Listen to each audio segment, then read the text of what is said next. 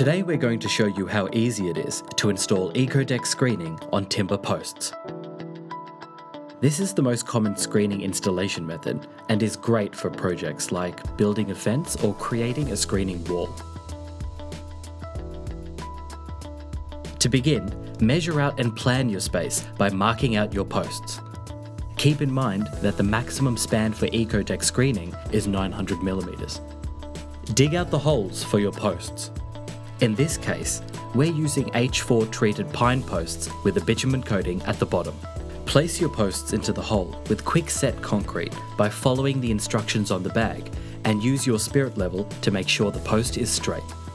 Once the post is secure and the concrete is set, you can then start measuring and cutting your Ekodeck screening boards to size.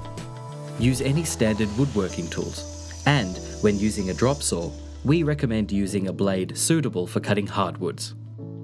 If you're using butt joints in your design, which is where the ends of two boards meet, we recommend you leave a 2mm gap to allow for expansion, a common behaviour of any composite product. Place your first screening board in position across the face of your posts and clamp it down securely. Simply pre-drill and countersink into both the board and the post using a smart bit or quick bit attachment on your drill. Then, fix the screening to the post with an 8-gauge stainless steel screw, using at least one screw at each post. Countersinking the drill holes is highly advised for a nice, clean finish on the face of the boards. The next screening board can now be added with spaces in between for consistent gapping.